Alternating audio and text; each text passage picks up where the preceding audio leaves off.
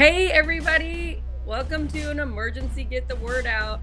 Our political friends in Indiana are freaking the crap out for good reason. The Indiana State Republicans have released their map for redistricting the 9 congressional seats that we have in Indiana, and it is bananas. We're going to pull it up and show it to you and talk about it. And this really involves Tim Peck, my co-founder, my good friend, because he is running for Congress in District 9, which is at the bottom. He's at the bottom of Indiana in a rural farm close to Louisville, and his district would be put with parts of Indianapolis. Make it make sense. Oh, wait, it doesn't. So, Tim, how are you doing, my friend? And yeah, let's get into why we're having this emergency live, because Absolutely. Well, first, thanks for waking me up in the middle of the day as I have a night shift tonight for this emergency and texting me a map to wake up to. Yeah, hey, I didn't. It was Destiny Wells. She didn't know. That's true. She's the one who texted first. And yeah, these maps are not indicative of what people. It's not people choosing their representatives. It's someone manufacturing maps to have representatives be given to people. It's anti-democracy. That's what it is. And so we're in a position where Indiana Republicans, Hoosier Republicans, many of which are standing up to the National Republican Party and Donald Trump to say, you know, what you're trying to do doesn't fit here in Indiana. Other states have done that. Kansas has done it to the Republicans. Maryland has done it to their Democratic Party and said, we're not going to do this.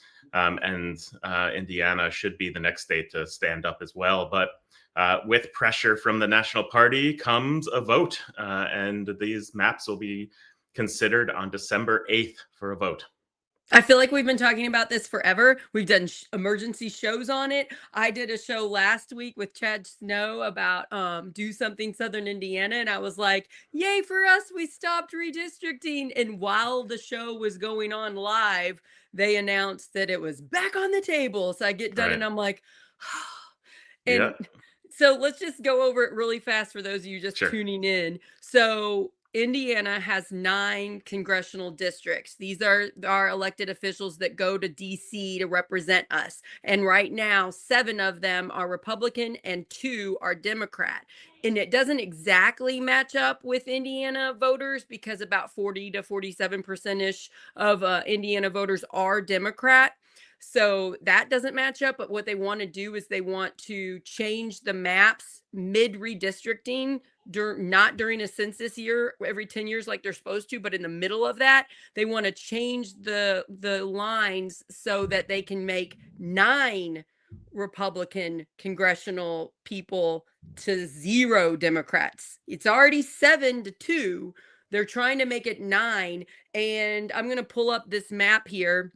Here's the old map from 2021. Here's the new map that they are proposing, and it puts District 9, that yellow district in the southern Indiana, it puts it with part of Indy. And if you look at it, it divides up Indianapolis, which is one of our Democrat congressional seats. Andre Carson holds that seat, and they're carving up Indianapolis because they're hoping that would dilute the Democratic vote enough that they could get all 9 Republicans. And Indiana doesn't want this, right, Tim? Indiana doesn't want it. It's Donald Trump, our president, calling for this. JD Vance came to Indiana during the summer and tried to push for this.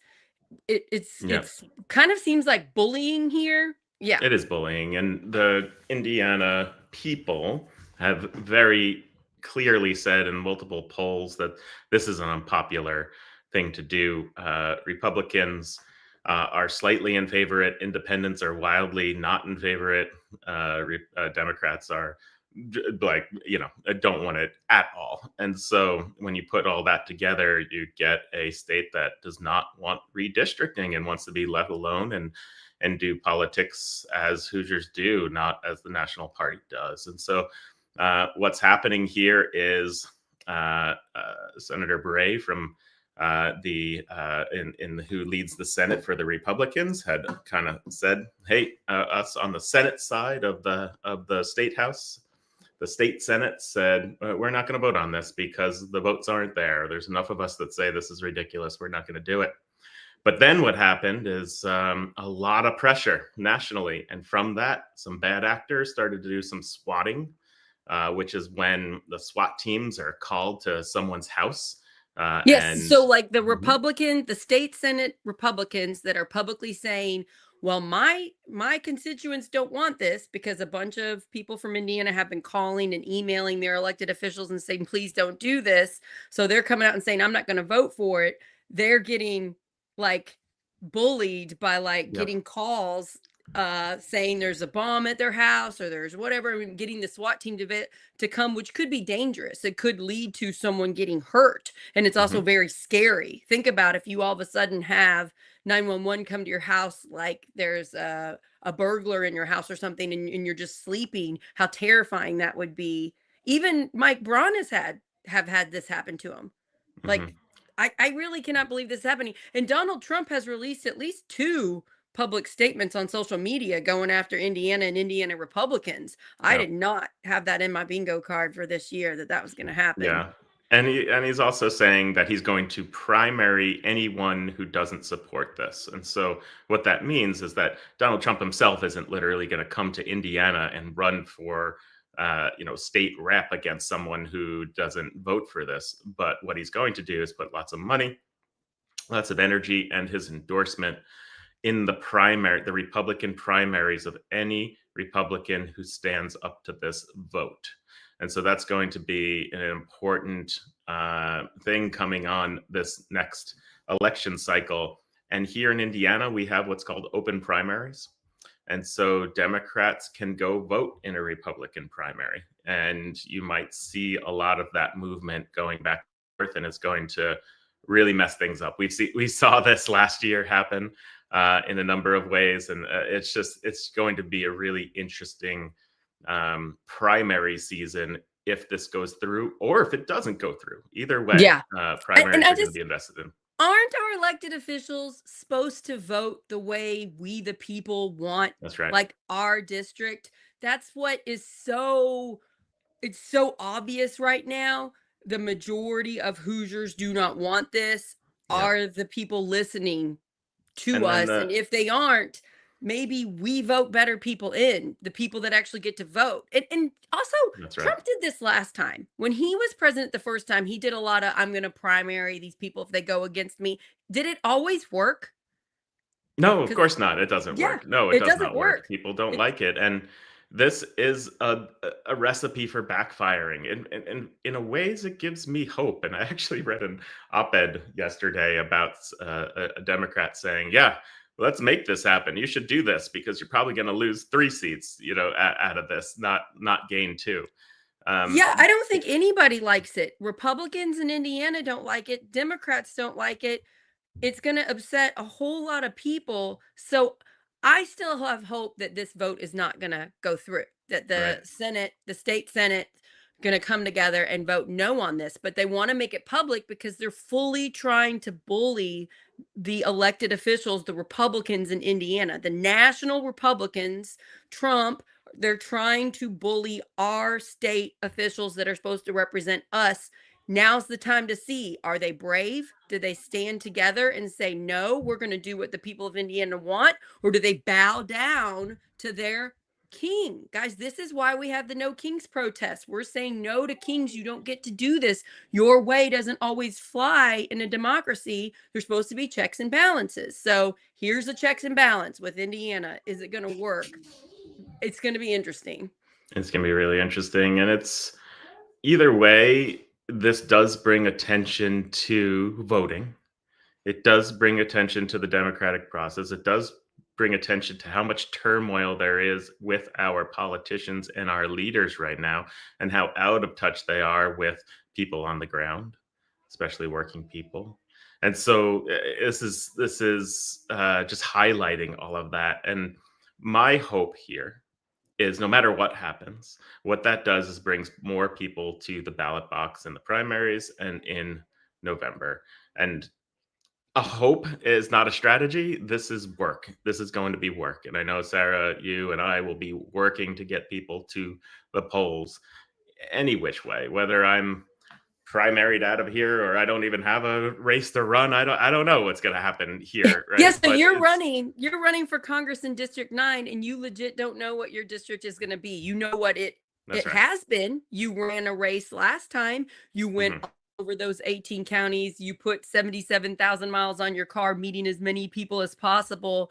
They might change that. They might take out Bloomington and give you some of Indy. What's that going to look like? Is that going to be other people living in this new District 9 that are also running for Congress? Like, what is going to happen? There's so Right. many unknowns.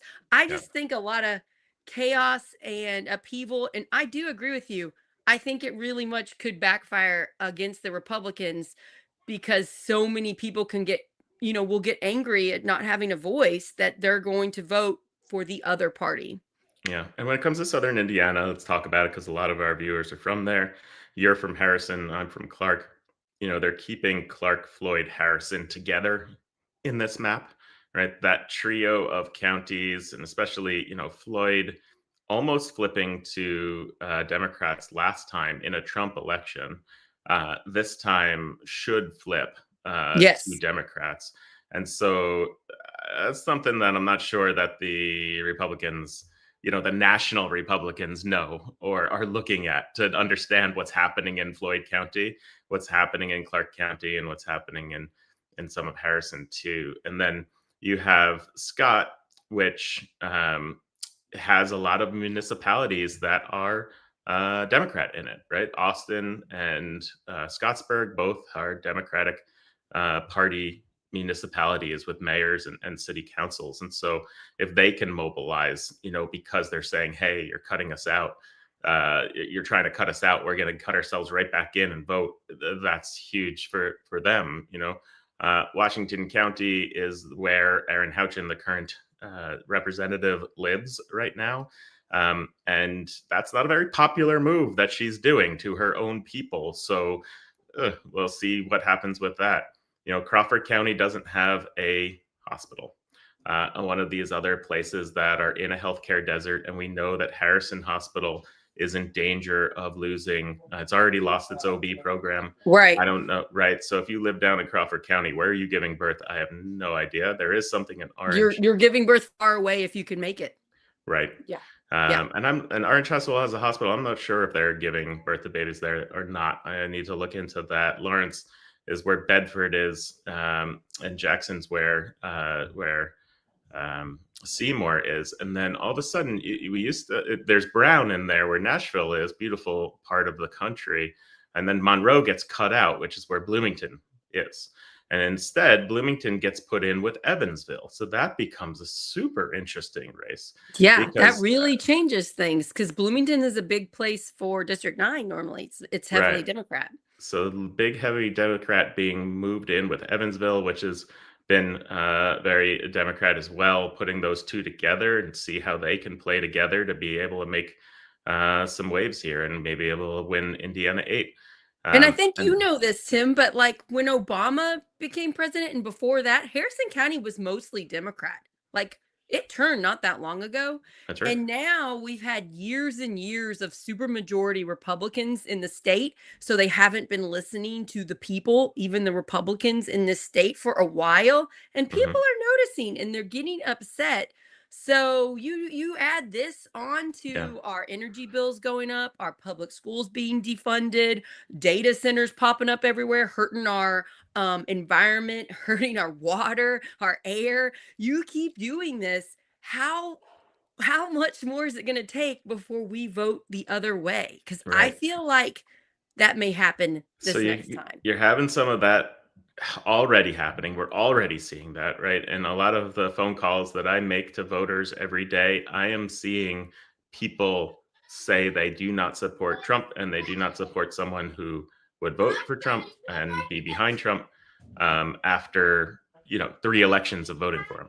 And so that has not been the case for me in a long, long time. Right? I just haven't seen that from voters. I've seen voters complain about this policy or that policy or not agree with certain things, but I've not seen people just completely defect. And over the last few weeks, maybe 3 or 4, that has been a reality that we've seen. Let me say one more thing about that map. If you could put that map back up for one more moment, because I think this is the key part to how this all could backfire.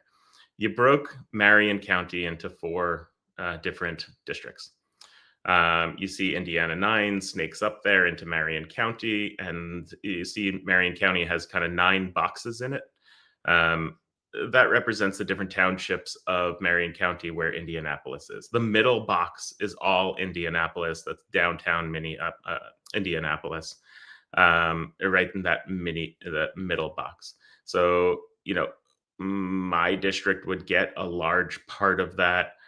So would District 6, etc. What's in that box, and some of the other boxes too, are uh, is some wealth and the economic drivers of Indiana, the large hospitals and the hospital centers, some of the universities. There is a lot of activity and people who are driving the economy of Indiana there. The reason that's important is now you're spreading that into the rest of the state through this. You make it so that if someone is deciding to give $1 to a political campaign who lives in Indianapolis, they're actually giving piece of that dollar down to Harrison or to Evansville or out to Terre Haute, like whatever it might be. They're giving that money spreading throughout the state. And so that if you're a Republican who's in those outer areas and you have been insulated from Indianapolis's power center, from its economic driver, you've been able to not have that affect you as someone who's running for politics. You are now scared. This is a bad move. Then that could backfire hard if the Democrats are able to organize themselves, be hopeful, give a great message, and give something for people to believe in. And that's what we need to do. Yeah, I heard that, like, I heard somebody comment on Destiny Wells' post about this, that doing this is gonna make these Republican officials who've had to do very little work to stay elected That's right. actually raise money and campaign and get out, and they're not gonna wanna do that. And Sarah, we talked So, about this, right? yeah, Like yeah. one of the things that I said I had a house party in Jeffersonville the other day, and I had been thinking about this, but I hadn't articulated it during that of like the Republicans don't have any machine. Like we talk about the Democrats not being organized in one way or another. And our campaign's getting very organized, very professionalized, knocking on doors, etc. Erin Houchin didn't knock on a single door last year. She doesn't have that. And if she wants to do that, what's she gonna do? She's gonna have to pay people to knock on doors for her, right? She's Now going she to have had to some events. She had some events that she didn't attend that it looked like she would attend, but it was just paid people that came and like wrote down, "Oh, you have an issue. Okay, we'll write this down and never get it to Erin Houchin, and she will never contact you back. But we're gonna act like we care about what you say." yeah, She did those type events. yeah. She didn't, but the money If did the because she has if a lot of money. But if there's a real, yeah, if there's a real movement, if there's real organization by Democrats, by progressives, by centrists, by right of center coming together, the Indiana Republican Party, the Hoosier Republican Party, is flat footed right now. They are not prepared to fight, and they will get beaten if they actually want to go to battle. And that's what they're doing. Right. That's what they're doing. They decided I not to knew go the this was safe gonna way. happen. I knew Indiana was gonna get so bad that people were gonna come and vote differently. I didn't know it was gonna get accelerated by Trump and the national Republicans and Braun. I didn't see that coming. I didn't see this acceleration, putting a match on it, you know? Whew. Yep, it's pretty extreme. And so, yeah, this is people buckling to national pressure who don't understand what it is. And this is politics, right? And I saw it last year becoming a first time candidate and understanding it. It's so many political voices nationally coming to you, telling you to do this, that, or this. And they say, this is the way it's done. This is how you win. You're like, what are you talking about? What do you know about my No. district? They And don't so know. They don't know they about rural districts. They do not know. They do not. And so Yeah. their advice is hollow because it doesn't work. And you're seeing that right now happen to the Republicans. They're taking hollow advice in the name of what Donald Trump needs to feed his really poor numbers. He has extreme, even in Indiana, he has poor numbers right now Yeah. in terms of his approval rating. I just saw a poll that the Democrats have a higher approval rating than Republican Party in Indiana. Whoa. They have a or a higher, excuse me, disapproval rating. So yeah, so more people disapprove Well, that of makes sense because they're the ones in power. They're the main yeah, ones hurting our state yeah, right now. yeah, There are some indie Democrats aren't great. There's some indie Democrats that are fantastic, but yeah, it once you get the super majority and you don't have to listen to your people anymore, then bad happens regardless of your political party. It just so happens that in Indiana, we're super majority Republican. I yeah. want to So let's read talk. Mm, I wanted to Go ahead. read Oh, go Treva's for it. Yeah. statement. So Treva Hodges is mayor of Charlestown, Indiana, which is in Mhm. Clarksville, right? In Clark County. Clark County. And she released a statement about this map, and I thought it was well stated. She's a Democrat, twice elected in a very rural red county. And she put Indianapolis, they want to pair Indianapolis with Clark County. This is the proposed new congressional district map being considered by the General Assembly in their special called session. While everyone else is worried about getting prepared for snow and paying our bills, this is what our state leadership is doing. Please join me in calling our state representative, Zach Payne, in the number, and Senator Chris Garton, his number, to tell them to vote no on this wildly out of control map. I love my friends in Indy, but this is just not right. Under this map, the Indianapolis airport and the speedway would all be part of the same district, with the Yep. first capital in Cordon, New Albany, Jeffersonville, and Charlestown. And then she did the emoji with the face plant. Thank you, Treva. That That's was right. well said. It is ridiculous. It's ridiculous. I drive an hour to your house. It takes me like an hour and 1 minute to get to your house, to go up your dirt road next to the corn and your chickens and your goats. And here you're supposed to be paired with Indianapolis people. Make That's it right. make sense. Yeah. It's a power play. It's about losing our voice. This is like a way to have no representation. We pay Right. taxes. We should have a say on who we elect. It's not And democratic. and if it happens, I want to twist that narrative right back around and say this could be our opportunity to get our voice back.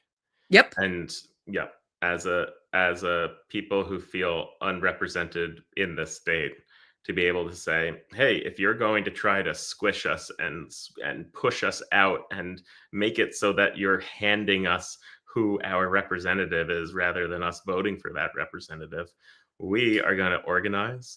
We're going to knock on doors. We're going to get people out. We're going to vote. We're 50th in voting in Indiana. We are going to vote in such a way that we get people out and we win, right? If we want to cause the win, we Hey, know Tim that can Peck, happen. you know who's going to be on the ballot in November? Secretary of State. Mm, Secretary of State has a lot of power in how we have our elections. that's Right right. now, it is harder to vote. Voter suppression is very real in Indiana. It is harder to Hmm. vote. Our voting hours are ridiculous. It's 6 to 6. It's hard. You're waiting for hours to early vote. It is hard to vote in Indiana. If we elect in this next November a Democrat Secretary of State, which right now would be either Bo By or Blythe Potter, both of Hmm. those candidates would fight to make it easier to vote so that Republicans and Democrats and everybody have more of a fair chance of their vote counting. So Hmm. this could really affect the Secretary of State race. And that, from what I understand, I've been trying to save Yeah. Indiana for Yeah. several years now. Getting a Democrat for Secretary of State seems to be the easiest way to save Indiana, because if we make it easier to vote, then those 40 to 47% of Democrats that we have in Indiana, we might be having more now, when they go and they vote, their voice is actually heard and we get more more purple. We get more compromise, more holding each other accountable. So, I mean, That's right. You'll get yeah. more people to be able to have their voices heard with a Democrat in power in the Secretary of State.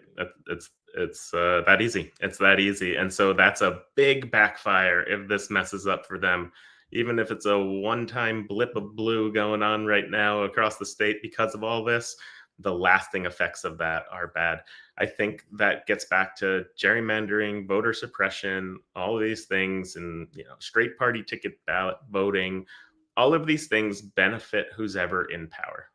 And You want to know so, something? You might not even know about all of this stuff, Tim. But I got to tell you some not hot gossip because it's all true and it's all factually reported, but some interesting things that are happening to the Indiana Republicans right now. I've had mhm, a few people that run nonprofits and stuff that try to push legislation in Indiana that have a lot of Republicans on the inside. They're talking to me, and I had one source today telling me there's a faction, there's a split in the Indiana Republicans happening. They're splitting into two groups of Republicans. It's the group that support our Lieutenant Governor Micah Beckwith, and then the group that do not support our Lieutenant Governor Micah Beckwith, and they call themselves the conservative Republicans. Because, and I had Tom Lobianco on from Site 24 News a couple weeks ago. He's the one that's been doing these stories about Micah Beckwith, who's a pastor with Life Church. There's 4 churches, and the other pastor and the pastor's son are like, the pastor's son was arrested for disgusting pornography type things. And then we've got all these allegations coming out, multiple people coming forward that went to this church with really gross stories from this pastor. We've got Micah Beckwith doing gross things with AI generated like porn that he's watching on his computer at a Capitol building in Indy. And so that's coming out, and people are starting to distance themselves from the lieutenant governor. And I just think that that is going to come at play here too. You know, most people are good, most Republicans are good. And when they find out about this gross, icky, factual stuff being reported by Tom Lobianco, they're turning away against this. yeah. The party, what we're seeing is people following kind of the national Trump-led MAGA movement, and others who have been very quiet about it, letting it happen, have tried to poke around the edges, but have tried to keep their jobs, right, and be out of it. But this is causing a divisive moment within their own party that people are having to pick sides. And there's only one man that's making that happen, right? That making people pick sides rather than uniting, and Right. that's Donald Trump. So it can all crumble and backfire right now, and it looks like it is. And I don't want to sit here and cheer for the crumbling and backfiring and of other and demise of other people. What I would like is for people across the aisle to come together, elect some people who have sensible nature, who will work with anybody to Right. get stuff done, Right. rather than continuing to elect people who only want to divide us. That is either side of the aisle. I A don't care. functioning democracy requires both political parties to put the community first, to put people first. And Yep. since we haven't had that for a while, we all can tell. You know, we are all upset with what is happening. They're just playing the blame game. They're not fixing stuff. And then look at what's going on right now with mid-decade redistricting of Indiana. Clearly, our voices are not being heard. Like Treva said, we're about ready to have a snowstorm tonight. Shouldn't our news be about the snow and protecting Hoosiers? Shouldn't we be highlighting our white flag shelters for the unhoused? Shouldn't we be Right. helping people struggling? What happens if people lose power? These are the type of stories we should be talking about. This is what Treva wants to talk about as mayor, because she's trying to protect the people in her town. And Yep. it's just so hypocritical, and we need better people. Yeah. That's it. Period. We need better people to represent the good people of Indiana. So right now we have people who are all for themselves in this. If you vote for this redistricting, you are all for yourself. That is it. You are not voting for the good of any people. That is for sure. Here's Travis just made a good comment. I'm going to put it up here. Maybe make hospitals your focus to the rural areas. As you said, Crawford has no hospital where my dad lives, but in Lawrence County, where I grew up, we had 2 hospitals you could give birth at, and now only have 1 hospital and none you can give birth at due to monopolization of IU Health. Not sure about Paoli Hospital. What about Martin, Perry, Davis, Gibson, Greene counties? I don't know about birth, but I know geographically, one has to travel long distance for healthcare. We're actually going to be doing some shows on that Yep. soon, Travis. Tim and I just spoke about this a couple days ago during the Thanksgiving break, that we need to focus on this because this is a massive issue.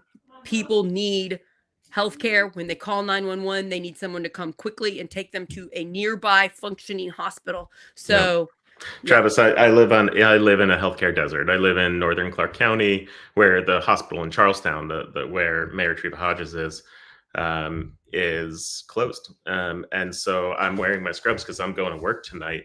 I'm an emergency doctor, and I'm working at the nearest emergency department, which is 40 minutes away. And so that means that if my wife needs to call 911 when I'm gone, it'll take well over an hour for her to get to see me. And in fact, my across the street neighbor, across the street, like all the way over there, we're in rural area, the farm across the street. The wife there had cardiac arrest and CPR, and had to wait 45 minutes for the police to show up, 15 more minutes for an ambulance show up, another half an hour to 40 minutes to get to the hospital with lights and sirens. I was at our trunk or treat in town the other day, and a little kid fell off the shoulders of someone, and they were fine, thank God, but didn't know that at the time. They weren't acting right, and so there was no ambulance to be seen. They called 911 and said, "We have no ambulance," and so they had to jump in the car and go to that emergency department. I The think a lot nearest of one that people they don't could. realize that. They just assume in an emergency they can call 911, quickly someone will get there, quickly they'll be taken to a hospital, and that is not the case, and it's better to Yeah, be aware of that so that you can I act met someone accordingly in an else emergency. I met someone else the other, I guess that was about a week and a half ago, who had a heart attack over by the river over here, and no ambulance could get them. So they had to put that person in the car, bring them to the Valero over on 3 and 62, where that is, for an ambulance to pick them up to then bring them into Louisville. So it that's what we're living in right now. And a lot of these places, like you're saying, Travis, are on the edge of that and are about to go into that as more people lose healthcare. You need I want you our need elected people to be officials able to to pay their talk about bills. that. Like, are Y- our elected officials in Indiana talking about how rural hospitals are going to be closing? I noticed some of them are. Usually they're Yeah. Democrat, but like ours, the No, ones in it's my county, crickets. no, nothing. And we wrote the CEO of Harrison Hospital. I wrote her and gave her an opportunity to come on the show. She hasn't written back yet. I'll write her again. And if anyone speaks to her, please let her know that we'd love to talk to her, either on or off the air, either way, to talk about it, because they've been listed as one of the hospitals in the nation at threat. There's about 330 something hospitals across the country that are at threat when the big beautiful bills, Medicaid cuts go through. That's That so many people. That is so that many people. that hospitals would be a threat of closing. They are one of them. They've already had to close their OB program. And when you don't have a hospital, it's not just, oh, it's okay, we'll still be able to go to the hospital in the next county over. No, with that comes EMS loss, with that comes economy loss, with that comes jobs loss, Hmm. that comes depression. So it's and you need great leaders to get yourself out of that. So yes, this idea of healthcare deserts, and the fact that healthcare right now, the system that we have, is a system of abandonment, is the center of it. And we're going to do a multi-part series on healthcare deserts And right here Tim, on Project Next. you know more about healthcare than anybody I know. I helped you prepare for a debate you did a few weeks ago that was healthcare centered, and just helping you with that debate and hearing your answers, I was figuring out our problems better. It makes me feel better that you know so much. I feel like not every congressional candidate, not every person running for office gets it because they're not both a doctor and in politics, and complete, like you've actually got legislation passed in Mhm. DC to get telehealth started, which is incredible. Somebody said at a Bloomington fundraiser for you that I attended that you've actually gotten more legislation passed than Aaron Houchin because you went and had that telemedicine. I thought that was really funny, and sad. Yeah, it's bad right now. it is a bad situation, and until it happens to you, in terms of healthcare deserts, you don't really know it. I just went to the Walgreens on 403 in Charlestown the other day on a Saturday to pick up my normal monthly medications. It was Saturday, and they were closed. What? Why are you closed? The pharmacy's closed. We don't have a pharmacist on staff right now. So, okay, they just didn't have enough. And so I went into a different Walgreens and spoke to that pharmacist about what's going on. They said, yeah, they're shuffling us all around the counties around Clark and Floyd and into Louisville, even taking people out of Louisville to bring them in here and trying to make it so they can keep them open. Not only that, but I started noticing that the only 24/7 pharmacy around us is in Jeffersonville on Spring Street, the CVS.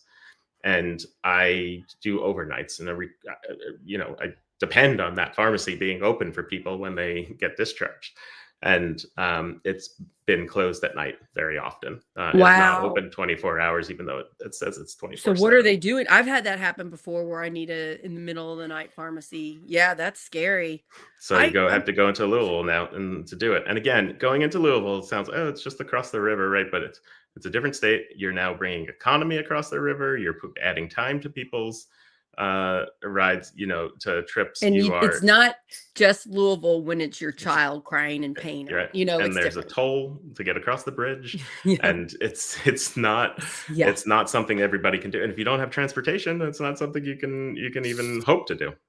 Before we end here, we will be doing more reporting on this. Don't worry, everybody. Once this vote happens next week, we will let you know what happened.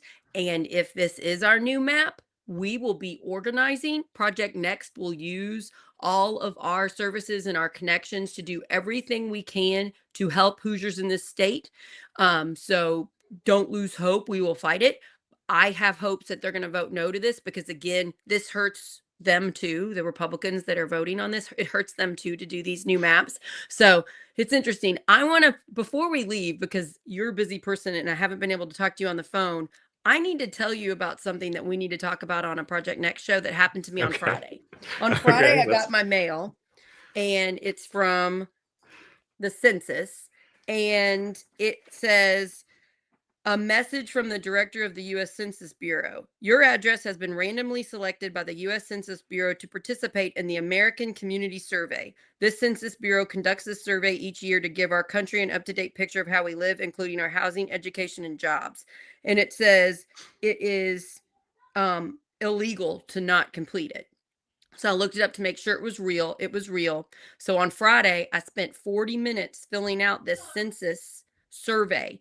It asked the most specific questions about all 5 family members in my house, and it really wanted to know the race. I had to know not only was I white, but how many languages did I speak? What languages were they? And what type of white? English, Italian, Spanish, German? Every single 5 people in my house, I had to really go through how much money did we make, property taxes, how many bedrooms, what type of internet. I mean, the Census Bureau. And I was, wow. And I've never been so thankful that all 5 of us are white. We're born in America. We speak English. I put that we're English descent, but it's kind of weird because we're a lot of descent, we're mixed from a lot of places, so it's weird. But I wanted to talk about that. I just randomly selected. I wonder how many other people were, and it's like the first time I really felt like the national government was really getting into my business. It was interesting. Have you heard of this, Tim? Uh, no, I need to learn more We about what looked that at it and is. there were a Yeah. bunch of people upset about it online already. So it's out there, but I was unaware of it until I had to fill it out for the 5 of us. So Right. I thought maybe we Yeah. could talk about that sometime. Absolutely. And those information and statistics and tracking things is so important for the country to be able to have good legislation, right? To be able Well, they to just got a have lot good more use of information about resources. about Right. my family. That's good. But when you have a situation where people are being targeted for who they are, to give information about yourself is it's a fearful moment to do that. Yeah. So it would be very scary if there was a brown person in the household. It would have been such a scarier thing to fill out than it was for me. I just feel really worried and concerned for our country, for the people that live here that don't meet the mold of what the national government seems to want. It's a scary time. Um, yeah. So if you are watching this and you also got that survey, let me know because I'm kind of curious how many people have had it. Yeah, Um, let's look into it. That'd be cool to get someone from Census Bureau on and then learn about it straight from the horse's mouth as well, if they will. Yeah, Although like, as a how is this government employee, they might information gonna not. be Yeah. used? All that information about what color skin I had in my descent, I wanna know how that's gonna be used because, whew, seems interesting right now. And Alright, then you have also yeah. any publicly elected officials that are going to be affected by this gerrymandering, one way or another, please contact us as well. Come onto the show. We'd love to talk to you and hear about what it means for you, but more importantly, what it means for the people that you're representing, and be able to broadcast that to everybody. And then if you're an individual who is somehow affected by this gerrymandering directly, please give us your story. Please let us know. Let us know what you're being cut off from by getting out of a district or being put I tell into you who's by another probably district. mad right now is Andre Carson. Mm. 'Cause he's our elected official out of Indy, our Democrat, and it's pretty easy for a Democrat to win in Indy. It's very Democrat there. You cut it in 4, and which one is he gonna be in? I don't know where he lives. I don't know which district this is gonna impact him. So, this is interesting. If this happens, and it does seem like I know that we had Ross Thomas on, our lawyer friend, explaining the law behind this. It does seem illegal to divide up Indy like this. I Well, we'll see. We'll see. See how they did Yeah, it because it's not illegal to divide something up politically, but it is illegal to divide something out by racial lines. So if I guess that's the way they'll get away with it. Yeah, you're right. so, Ah, we'll see. We'll see if they interesting. did it correctly. I mean, that's why the Texas maps are being aren't going through right now because they broke up too many communities of color. I didn't know that. I didn't know what was going on with Texas. So right now, what their state courts are stopping it? Yeah, state Supreme Court, and so it goes to it'll go federal. It'll need to go before the Supreme Court to figure out what to do with that. I don't know. I'm a little nervous about federal Supreme Court, but Yeah, we'll see. what a We'll time to be see. living in. And Oh, they don't have what California has, which is they did a question on a ballot and a referendum. So states that got referendums through, it's a lot more fail safe than those who just had their legislatures do it without the voice of people. so if this does happen, chances are like the ACLU, the Indiana ACLU will file some Oh, sort of suit, someone's already right? written the. I mean, the case it's already written up. I'm sure. Yeah. What they're going to file. So, And then we'll have to wait to see when it goes to the state Supreme Court and then if it goes to the national Supreme Court. So even if it mhm. does go through, there's still more of a fight. This is going to be interesting. And we're actively campaigning. You're actively campaigning for Congress right now in the former District 9 that we Yeah. still have that includes Bloomington and not Indy. I And I mean, also wouldn't put it past that this is the map that they're putting out there, and that they don't put a different map out like a day, an hour before the because election, there's like the hundreds of vote, different maps right? that you can generate. Yeah. Right. So like Yeah. some other map will put out like an hour before that they'll just try to slide through, I did right? see Micah Beckwith posted this map and said how great it was and what a wonderful thing for Indiana it would be. So they are acting like here it is. Did he say Woo. why it would be wonderful? I haven't heard an He, argument of why it would be great. Yeah. I mean, Micah Beckwith says stuff and it's a lot of propaganda. It's hard to focus. He's very good at that propaganda. But he acted like it was great for America and for Indiana. Like we'd have more of a voice. Like they're just acting like this makes it more fair is kind of the thing Yeah, I that I keep think they're saying that, pumping but up. there's no explanation behind that. We need this for fair maps, and that's what they keep saying. You're like, what are you talking about? Right. Fair maps. I don't. Do you What's guys fair about them? did you see that they had it was what was it Micah Beckwith and Diego Morales had like their own rally at the state house in support of redistricting, and they acted like a lot of people were there, but then they really just had everybody crunched into this little like 12-foot little circle, and then when you backed out it was completely empty, so there were like a couple dozen people that came, and I heard their comments. I like read an article about it. The people that came were just spouting the Republican fake thing, so they didn't really know, they didn't really understand the truth of what this redistricting would do.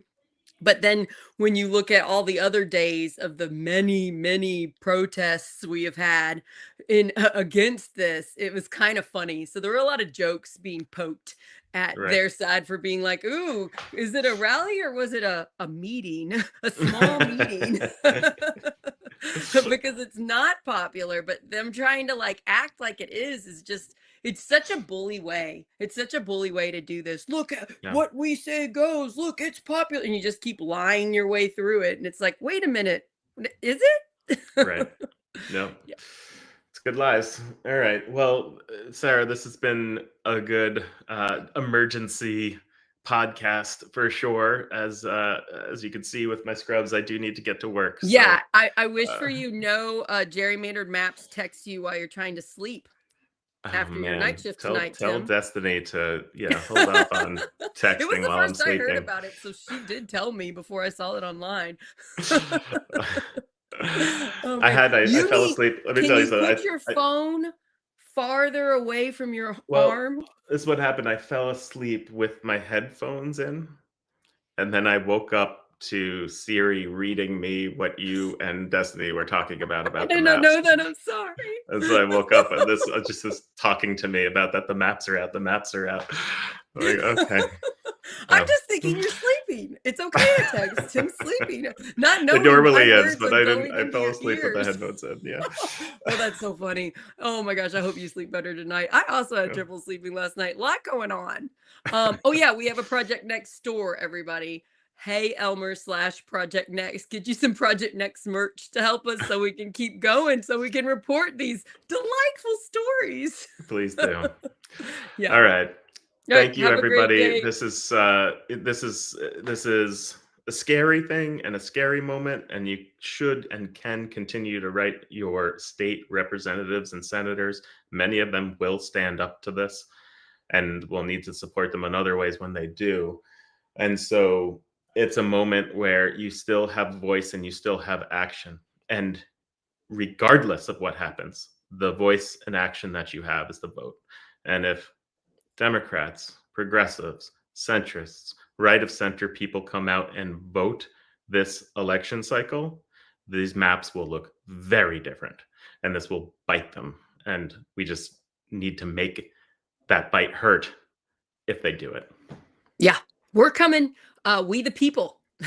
We Yeah. are coming. We deserve to be heard in this state. Yeah, yeah. Okay, Tim, good luck at the ER tonight, and I hope you get much better sleep. Take your earbuds out, put that phone far away. Don't pick it up and be like, I'm just gonna casually look at, don't do it. Don't do it. It'll wake you up. You know something's gonna wake you up. I Okay. know. All right. Bye everybody. Have a great rest of your day. And oh, tomorrow I'm doing a show with Hippie about what it's like to actually be homeless and how we can help the homeless. It should be fascinating. I love her. She's a badass. All right. Bye you guys. See ya.